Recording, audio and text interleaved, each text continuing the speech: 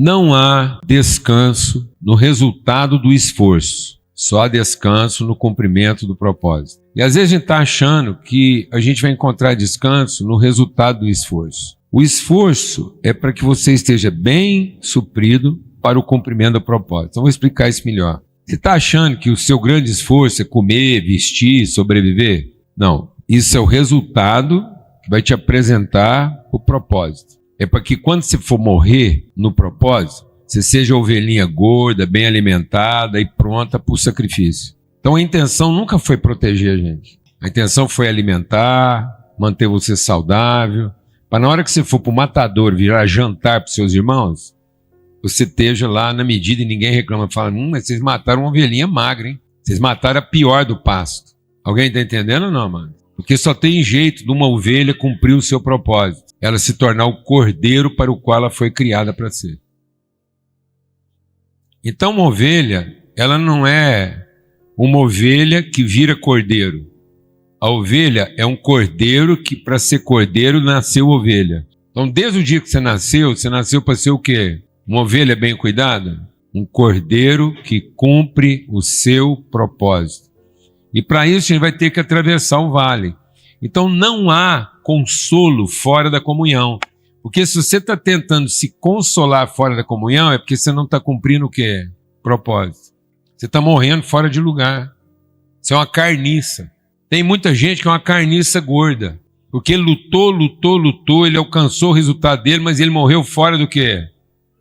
Do lugar. Ele não alcançou o seu endereço. Amém? Amém, irmãos? E é por isso que eu quero ler com vocês, hoje de manhã, o que está lá em 2 Coríntios 3, versos 1 e 4. 2 Coríntios 3, versos 1 e 4. Espera aí que eu já chego lá. Diz assim: será por isso que nós estamos começando a nos recomendar a nós mesmos novamente?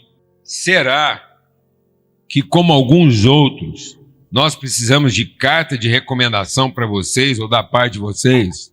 Será que nós aqui precisamos de um atestado de validade?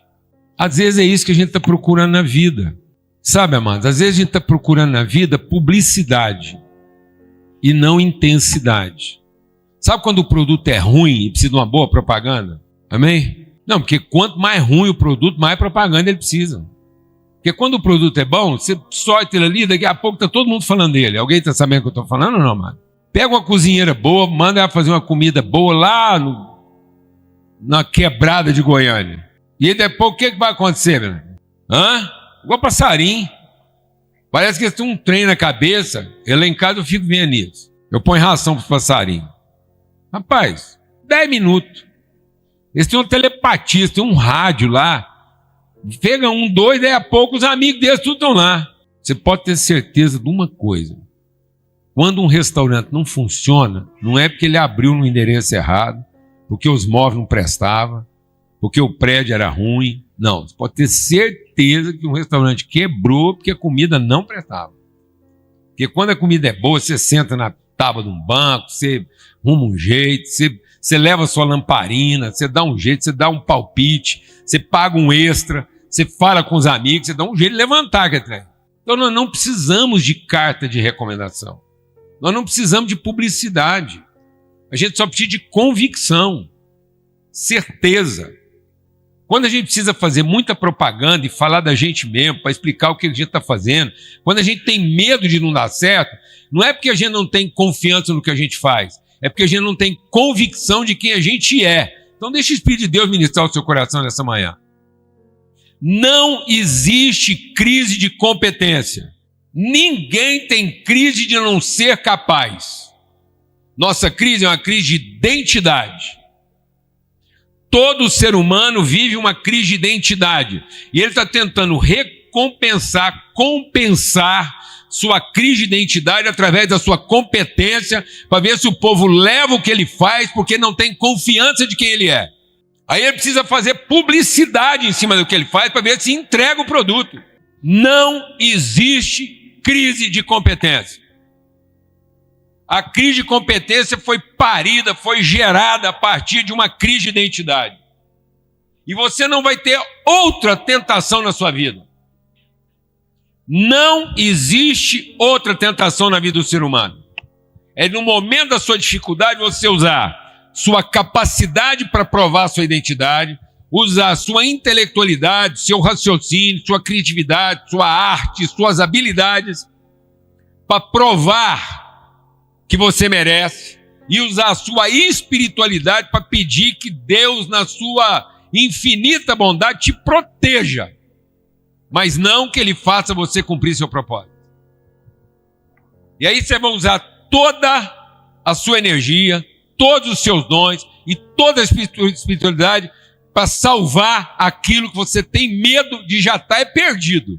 Você vai significar tudo na sua vida. Você vai tentar salvar o seu casamento, você vai tentar salvar os seus filhos, você vai tentar salvar a sua empresa, sendo que a vida não é salvar coisa alguma. A vida é ser a pessoa que nós fomos chamados para ser, onde Deus nos colocou, para que aquilo encontre o seu propósito. Salvação não é propósito. Salvação é para devolver pessoas perdidas ao seu propósito. Amém, irmão? Não transfira sua crise de identidade para os seus filhos. Tem muito pai mal resolvido, inseguro, com medo de não dar certo, obrigando os filhos a ser alguma coisa, só para provar para eles que eles foram bons pais, em vez de ser um bom pai para qualquer tipo de filho. Glória a Deus, amado. Estou nervoso. Não tem jeito de não ficar. É muita gente sofrendo, muita criança tendo que carregar uma roupa que não foi feita para ela. A culpa de ter que significar pessoas que depois de tudo que alcançaram continuam tendo crise, se serão aceitas ou não, se vão dar certo ou não, se vão ser felizes ou não, ou se vão terminar bem ou não. Ninguém paga essa conta, mas pode herdar essa dívida. Amém, irmãos? Por acaso nós estamos precisando de algum tipo de recomendação a nosso respeito? E ele diz: vocês são a nossa carta, escrita no coração de vocês, conhecida e lida por todos. Vocês demonstram que são uma carta de que vocês o quê? Demonstram, revelam, manifestam. Nós temos que ser a manifestação, a demonstração, a evidência e não a publicidade. Amado, quando você tem que fazer muita propaganda a respeito de Jesus, para ver se as pessoas que você ama finalmente acreditam nele, é porque elas nunca acreditaram que você o representa bem. Não peça que Jesus ocupe o seu lugar, em lugar de você representá-lo no lugar onde você está. Nós estamos querendo que Jesus ocupe o lugar de pai, de mãe, de empresário, de patrão, de empregado. O dia que a tempestade levantou, Jesus estava dormindo no barco, os discípulos foram acordar. Jesus repreendeu a tempestade? Repreendeu, mas passou um sabão neles de madrugada. Jesus não elogiou aqueles homens porque eles acordaram ele de madrugada para resolver o problema deles. Jesus não falou: é isso mesmo, toda hora que você tiver um probleminha, qualquer que seja, me acorda. Faz uma vigília no meio da madrugada para eu vir salvar a sua família. Faz uma vigília de madrugada para mim vir salvar seu filho, sua mulher, seu marido, sua empresa. Foi isso que Jesus falou? Toda vez que você precisar, você vem me acordar. Não, o que ele falou? Por que é que vocês mesmos não resolveram isso? Porque é isso que eu ensinei para vocês. Eu estou aqui para ensinar para vocês que um filho de Deus, orientado pelo Espírito Santo, ele não tem que transferir para o outro a sua culpa, mas ele tem que assumir do outro a sua responsabilidade. Erro de ninguém tem a culpa da nossa infelicidade, mas nós temos a responsabilidade dos erros de todos. Ninguém é culpado de você ser infeliz. Ninguém é culpado, Deus não está gostando. Mas nós temos, como filho de Deus, a responsabilidade de transformar essa realidade. E o que é que tem pedindo isso? O medo. Medo de quê? De não ser a pessoa que eu fui chamado para ser. E eu estou compensando isso com o quê? Com tudo, menos com a minha atitude. Estou achando que alguma coisa vai substituir isso. Uma viagem de férias vai substituir isso. Um curso vai substituir isso. A troca de um carro, uma casa melhor, qualquer coisa vai substituir isso. E não é isso que está matando as pessoas. O que está matando as pessoas é que elas não estão encontrando lugar para saber quem elas de fato foram levantadas para ser. Não há compensação. Não existe compensação uma crise de identidade. Não tem terapia, não tem analgesia, não tem analgésico, não tem antitérmico, não tem anti-inflamatório, não tem nada. Não tem nada, não tem comida, não tem couve, não tem feijão preto, tem nada. Não tem férias, não tem restaurante bacana, não tem nada que compense uma crise de identidade. O povo hoje está discutindo muito, inclusive as confusões todas estão se criando, o debate que se criou em termos de gênero. Eu vou falar uma coisa para vocês, amados. Sabe por que essa confusão toda? Sabe por que nós vamos ver? Nós já vimos isso na história. Cada um se fantasia do que entendeu, em vez de vestir o que ele foi feito para ser. Por isso que a palavra de Deus diz que eu tinha que me desvestir. Todo mundo tinha que tirar de sobre si as fantasias que você fez a partir daquilo que você entendeu ou que alguém entendeu de você. Sentimentos, carências, expectativas, emoções, tudo isso vão desenhando roupas. Qual foi a primeira coisa que o homem fez quando ele pecou? Fez uma roupa, uma fantasia. Ele se travestiu de uma coisa que ele não era. Teve vergonha, teve medo da pessoa.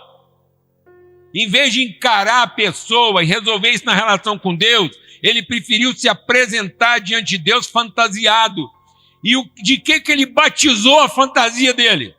Quando Deus falou assim, sai daí, Adão. O que aconteceu? Onde você foi parar? Qual era o nome da fantasia de Adão? Dá um nome de 4 letras. Medo.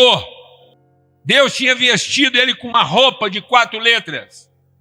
Amor. E ele tirou a roupa do amor para vestir de quê? De medo. Sabe por que a gente cada dia tem mais fantasias para se apresentar um para o outro? Que a gente tem medo de não ser aceito, de não ser reconhecido, de não dar certo, de não dar conta, de não ter o que precisa, nem alcançar o que quer. Vamos fantasiado para tudo quanto é lugar. Sendo que a gente podia ir só vestir de quê? De amor. E amor, sabe como é que a gente ia? Pelado, sem medo das medidas, sem medo das marcas, sem medo das cicatrizes, sem comparações, coisa de criança, sem ter que se fantasiar para ser aceito, para convencer, sem ter que fazer um discurso para ser convincente. E aí Paulo está dizendo, nós somos cartas vivas, escritas não com tinta, mas com o Espírito do Deus vivo, não em tábuas de pedra, mas em tábuas dos corações. Tal é a confiança que temos diante de Deus por meio de Cristo. Eu queria simplesmente concluir esse testemunho dizendo o seguinte, nós somos cartas. E sabe o que quer dizer uma carta? Não quer dizer um discurso. Não fica falando na cabeça dos seus filhos, não. Se você não é uma carta. Não fique lhe ensinando eles a decorar a coisa, não. Se você não é uma carta. A carta tem alguns elementos essenciais. Tão essenciais quanto o conteúdo que ela carrega. O nosso problema, deixa Deus ministrar o nosso coração aqui essa manhã, pelas misericórdias de Jesus.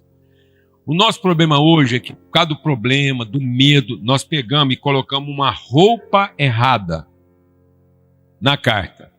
Aí a gente pegou o conteúdo da carta, vestiu de estudo bíblico, vestiu de pregação. É o mesmo conteúdo. É o mesmo conteúdo, só que está com roupa de estudo bíblico. Está com roupa de pregação. Está com roupa de teologia. Então nós estamos apologética. Então nós estamos entregando a mensagem correta com a roupa errada. E por que nós estamos vestindo a mensagem de Deus com a roupa errada?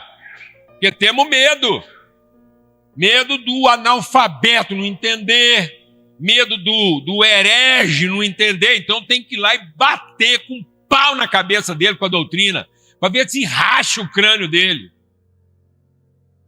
Tem que enquadrar ele, fazer ele ter medo do inferno. Você fica desse jeito, você vai para o capeta. E aí todo mundo abraça esse trem mal feito, mal cozido, come a comida com a embalagem e tudo, porque ama? Não, porque está com medo. Medo do erudito não aceitar, medo de ser recebido pelo capeta. Que isso? A comida certa na embalagem errada. Vou te explicar como é que é a mensagem de Deus. Uma carta. Você pode fazer o que você quiser com o conteúdo dessa carta. Faz um estudo bíblico, escreve uma enciclopédia, desenvolve uma teoria, monta uma igreja. Pega esse conteúdo, monta uma igreja. Não está gostando? Monta a sua. Pega o conteúdo que Deus te deu, monta uma empresa em cima dela e ganha dinheiro. Vai ganhar dinheiro. Vendendo o conteúdo que Deus te deu. Pega todos os dons que Deus te deu, o seu talento, fica rico. Fica bonito. Fica inteligente, você pode usar porque você quiser. Mas eu vou te falar, o conteúdo que Deus deu era para ser uma carta. E uma carta só é uma carta se ela tiver alguns elementos essenciais, tanto quanto o conteúdo dela. Ela tem que ter destino, destinatário e remetente. Senão não é uma carta. Então, para ser uma carta, você tem que ter clareza do onde e o quem ela está sendo dirigida naquele onde.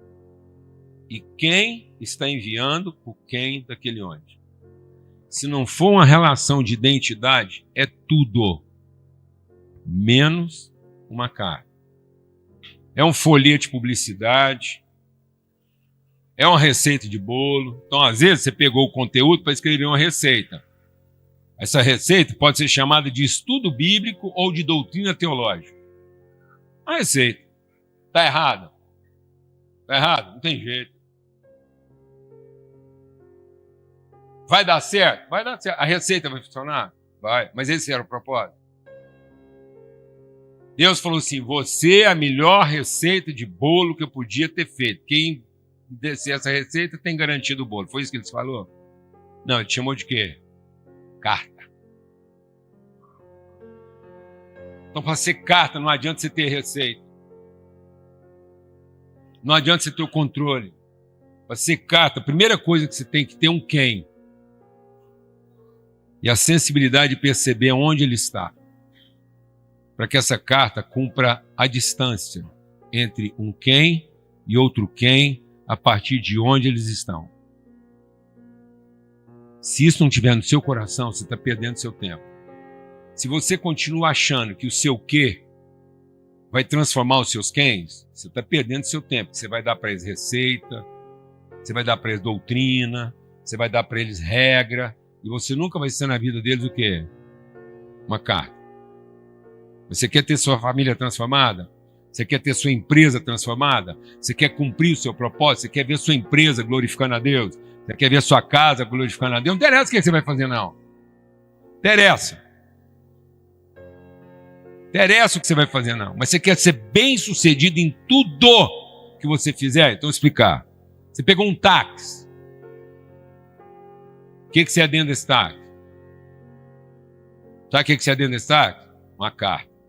Então você fica prestando atenção naquele quem ali. Glória a Deus, irmão. Porque você é uma carta que chegou naquele onde. E aí, às vezes, é uma carta para ser lida em 5 minutos. Glória a Deus, irmão. Uma frase dessa carta pode salvar a vida daquela pessoa, porque pode reorientá-la no seu propósito. Eu vou te dar um testemunho. Nós chegamos para tomar um almoço lá na Torre de Brasília. Recomendo, se for Brasília, quer comer uma comida legal, ter uma visão de Brasília afetiva, ser tratado dos seus afetos em relação à nossa capital, vai comer no restaurante, fica lá no pé da torre Central de Brasília. Muito bom. Aí chegamos lá. Turma lá, e a reunião era o quê? Nós estamos indo lá para ter um almoço, para ter outro olhar sobre a nossa capital e ter um olhar de afeição pela capital. Então, todo lugar que eu vou, onde eu vou, eu sou o quê? Uma carta. Eu tenho consciência do meu quem e fico identificando quem é o quem, para quem o quem chegou naquele onde. Glória a Deus, né, mano? Então eu sou um encontro, um remetente, um destinatário. Então eu quero saber que a minha carta não chegou no endereço errado. Você acha que Deus está mandando carta para o endereço errado? Você acha? Você acha que Deus errou o endereço? Não. Então antes de você chegar, você fica ali descobrindo quem? O destinatário. Aí descemos lá, um senhor de 62 anos, seu José, com a caixinha de isopor. 11h30 da manhã, seu José, 60 e poucos anos. Você via que o cara está na luta, uma caixinha de isopor pendurada. Falei, achei meu destinatário.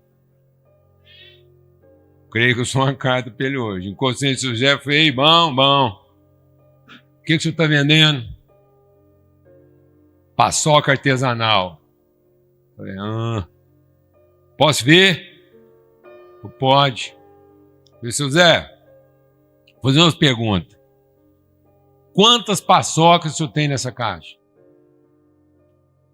Ele falou, umas 30 e poucas. Falei, o senhor está vendendo a quanto? Ele falou, 3 por 10. Falei, então, conta rápido. Falei, então o senhor tem uns R$120 aí na caixa? Ele falou, é. Falei, então é o seguinte. Essa é sua meta para cumprir o seu dia e voltar para sua casa? Ele falou, é. Se eu vender essas 30 e poucas paçocas, porque esse aqui é o dinheiro que eu preciso hoje, a aposentadoria não completa, e esse aqui eu completo uma conta de luz, de energia, e é isso aí. Então, meta cumprida, 36 paçoca, o senhor encerrou. Então é o seguinte, queria te dar uma notícia. Deus ouviu suas orações. O senhor encerrou seu dia. O senhor fecha aí, que se eu ficar com todas as paçocas, o senhor volta para casa para ficar com a sua família? Ele falou, claro. Eu falei, nós estamos combinados, podemos pegar na mão? Ele falou, com certeza. Chegou uma carta nele, para que ele, como carta, pudesse chegar no endereço dele, amém, mano? Aleluia. Fiz a conta.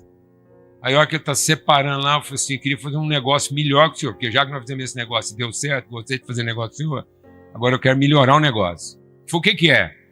Eu falei, é o seguinte, eu preciso só de 20 paçoca. Então eu queria fazer uma sociedade com o senhor. Business. Ele falou, é mesmo? Eu falei, é. Eu quero investir 16 paçoca no dia de amanhã. Eu vou comprar as 36 hoje, fico com 20 e sou seu parceiro em 16 paçoca amanhã. Tá feito? Eu vou fechado. O senhor vai embora, você não vai ficar aí na tentação de ficar vendendo as 16 aqui hoje, não. Foi de jeito nenhum, estou indo pegar meu telefone. Saímos. Nós fomos para o restaurante, ele foi pegar o telefone, ele pegou o telefone, veio correndo falar comigo. Voltou. Eu tinha falado meu nome para ele, ele falou assim, São Paulo, eu precisava te falar um negócio. Eu falei, o que foi? Ele falou o seguinte, não está fácil. E hoje, quando eu saí de casa, eu pedi para Deus para me ajudar a vender tudo. Quando eu cheguei aqui, estava muito ruim. Dia fraco. Mas aí eu fui para um canto ali, levantei a mão para o céu. E falei, Senhor, o Senhor é fiel. Eu tenho certeza que o Senhor vai me ajudar a vender tudo hoje. E fiquei. O que eu era, mano? Eu era dinheiro. Eu era só uma carta enviada do pai para o filho dele chamado José. Dinheiro não resolve isso. Ele não precisava de R$ 120. Se eu tivesse dado R$ 120 para ele, não tinha funcionado. Ele precisava abrir a mensagem, saber que ele estava recebendo o quê? Uma carta. Não adiantava eu pregar para ele. Não adiantava eu levar ele para uma reunião para fazer um estudo bíblico. Não adiantava eu entregar para ele um folheto de propaganda, como se o meu pai precisasse de propaganda para ser reconhecido. Deus não está precisando de propaganda. O que Deus mais tem é propaganda. Canarim faz propaganda de Deus, pombinha faz propaganda de Deus, minhoca, tatu faz propaganda de Deus. Melhor que nós. Então Deus não está precisando de quem faça propaganda dele. Deus está precisando de quem o represente na forma de uma carta escrita que chegou exatamente para o quem ele queria alcançar, no onde ele estava. Glória a Deus, amados. Olha para os seus filhos agora e saibam que eles são o quê? Destinatários. Lá no lugar deles, à espera de receber o quê, amados? Uma pregação, um dinheiro, uma matrícula, um recurso. Não. Sabe o que seus filhos estão esperando? Uma carta. Sabe o que a sua empresa está esperando? Uma carta. E é tão interessante isso que Paulo podia ter economizado em palavras. No entanto, ele termina as cartas dele citando nomes e nomes. Eu fico pensando, gente, onde Deus estava com a cabeça? Presta atenção, senão não estamos ficando doidos.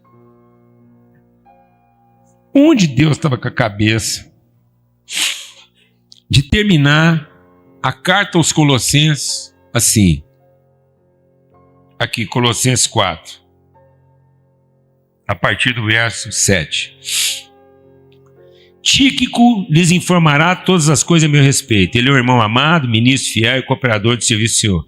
Eu envio vocês principalmente com o propósito que saibam de tudo que se passa conosco, para que fortaleça o coração. Ele irá com Onésimo, meu amado irmão, que é um de vocês, e vão contar tudo que está acontecendo aqui.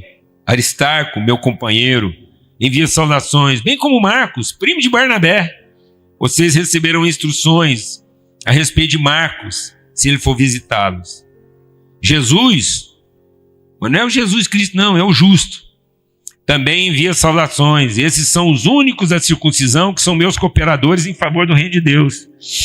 E ele vai, Epáfras, que é um de vocês e servo de Cristo, envia saudações. E aí ele diz mais: digam a Arquipo, cuide em cumprir o ministério. A carta que vocês leram aí, manda para Laodiceia, para eles lerem também. Pega a carta de Laodiceia e leiam vocês também. Seja honesta, mano. Deus está gastando tinta e papel para escrever a Bíblia com a lista de nomes que nem meu parente é. Onde Deus estava com a cabeça, mano? Faz um estudo bíblico em cima dessa relação de nomes e vê se isso vai fazer sentido. E esses homens aqui eram pré-milenistas, amilenistas ou pós-milenistas? Eles eram arminianos ou calvinistas? Esses homens aqui, vê escrito que eles frequentavam a igreja presbiteriana, batista, pentecostal, do avivamento, do Jesus voltará e comigo ninguém pode. Qual igreja que esses caras frequentavam? Não, o que eles eram? Família recebendo o quê?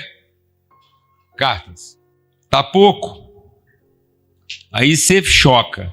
2 Timóteo, já estamos terminando, capítulo 4, verso 13. Essa é de arrebentar. Isso aqui dá para fazer doutrina. Vamos escrever um livro só sobre essa frase. Aqui, ó. Escuta essa, Rony. Diz assim, ó. Olha que profundidade teológica. Você nunca viu uma palavra de revelação, de avivamento igual você vai receber agora. Está preparado? O povo gosta de mensagem boa, tem que falar o nome do livro, o capítulo e o versículo. No hebraico, no grego, está escrito assim, ó. 2 Timóteo, capítulo 4, verso 13. Quando você vier, traz a minha capa que eu esqueci na casa do Carpo, em Troade, e os meus livros, especialmente os pergaminhos. Traz minha botina que eu esqueci lá na casa do Benedito. É disso que o evangelho tem que ser feito, porque senão não representa nada, mas é só mais uma ideia, só mais uma doutrina. Traz minha camisa, fica com o boné que eu esqueci aí. Isso é Bíblia. Isso vai salvar as pessoas da sua ignorância. É disso que o evangelho é feito. Estou chegando, faz aquela broa. Estou chegando, estou levando a sua pamonha. Recebi uma foto da Lídia. Tudo tem na oração, tudo tem que ter reza, mas sem reza não tem jeito não, mas toda reza que você faz em favor das pessoas, Deus responde. Estou embarcando a Lana para Floripa, e a Lana não dava sossego, mas eu não quero ir sem as pamonhas da Lídia. Então vamos fazer o seguinte, nós vamos mais cedo para o aeroporto, você tem que estar no aeroporto 8h30, porque seu voo é às 10h30. Eu te largo lá, a gente garante o seu embarque, e eu vou sair rezando em volta desse aeroporto, para achar uma pamonharia aberta.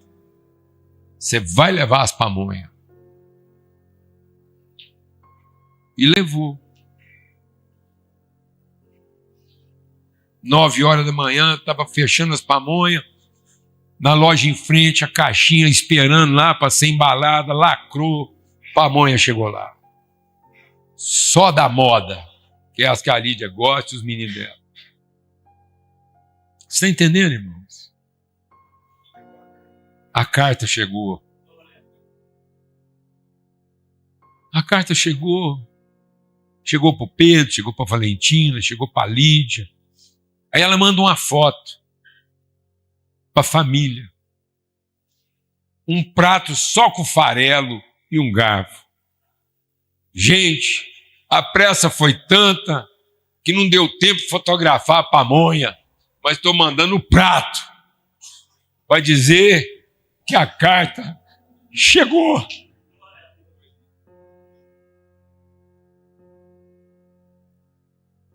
Para de encher a cabeça das pessoas com ideia e comece a ser na vida delas a carta. A carta.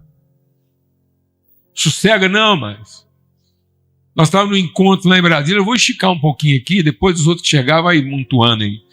A gente estava lá em Brasília, reunidos os irmãos. Pensam as mulheres de fé, as mulheres que mandaram os irmãos lá para Brasília para o dia dos namorados. Nós estávamos lá em 15. E as mulheres tudo investiram nos homens lá, dia dos namorados, eles estavam lá tudo bonitinho, conversando. O único que recebeu presente, o único que chegou um presente lá, porque ela é mesmo, ela é encarnada, ela vira, olha, quando meu pai faleceu, chegou flor lá em casa, chegou flor lá na casa da Didi e da Bebel. Eu tenho que honrar a vida dessa menina, a Débora, esposa do Marcos Almeida. Ela é encarnada em cuidar da família. Aí estamos lá, chega um presente, o Marco. O que é o presente que ela mandou? Chá. Pensa. Ele tomando na noite de namorar, quentinho. Ela viu a cena. Mas não é aquele chá de sachêzinho, não. É aquele chá bacana, que tem que fazer com efusão. Bagunçado, não. Aí o Marcos virou para mim e falou assim, você tem daquelas chaleirinhas que tem um trenzinho dentro, que põe um chá e... Legal. Eu falei, rapaz, eu tenho quase certeza que tem aqui. Eu rodei, mas eu lembrei que eu estava lembrando da chaleira certa, mas no armário errado, entendeu? Aí eu falei, bicho, rodou. Mas não conformei. Eu falei, gente, temos que honrar a Débora. Aí o Marco ia ficar sozinho na casa mais uma noite. 6h30 da manhã, eu empenhado para ser amém. Falei, não conforme, a carta da Débora tem que chegar. Ela mandou a carta dela. Aí, vou lá onde a gente compra pão, porque eu lembrava que lá tem uns trens, assim, sabe esse supermercado que tem de tudo? Lá tem um setor que é só um trenzinho bacana, arrumado lá, umas coisas de cozinha. Falei, Deus é pai, vou achar a chaleira. Rodei pra cá, pra lá, a chaleirinha. Lá, do jeitinho que ela falou. Trenzinho de aço inox dentro, chaleira de cristal, biquinho. Pensa um trem arrumado. Aí, só que tinha duas... Presta atenção, irmãos. Tinha duas opções. Uma toda de coraçãozinho azul e rosa, e outra só de abelhinha. Umas abelhinhas voando e uns favinhos de mel. Fiquei olhando aqui e falei assim, pronto. Ela mandou dia dos namorados, Deus. O senhor já respondeu, facilita terminar a carta aqui. Aí eu fiquei naquela, leva de coraçãozinho, porque é dia dos namorados, ou leva de abelhinha? Falei, já sei. Vou levar de abelhinha. Por quê? Porque todos os nossos netos que foram nascendo, a gente identificou um bichinho para identificar o neto. E o bichinho da Catarina era exatamente a abelha. A gente fez o desenho da Catarina como abelha, como aquela que vai para tudo quanto é lugar, leva o pólen e tal. Falei, já vai ser abelhinha, porque contempla a Débora no presente para o Mark, faz um valor agregado, quem enfia a Catarina, porque ela ama de paixão a Lidinha, vai tudo no pacote. Deus é pai. Beleza. Chegamos lá, entreguei a chaleira pro menino, o menino tomou o chá, foi benção demais.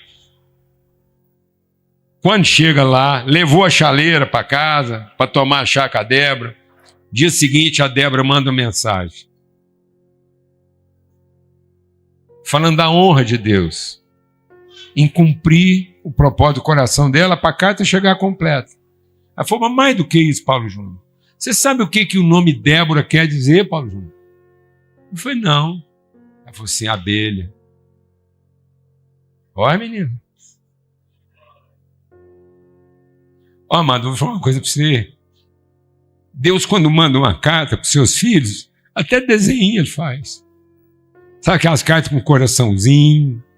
Sabe por que nós fomos perdendo isso? Porque a gente transformou isso em estudo bíblico, em pregação, em doutrina. Não, amado, é carta. E ele, como pai, faz desenho, põe flor dentro, põe ramo de capim. Glória a Deus. Põe envelope de chá, põe pamonha.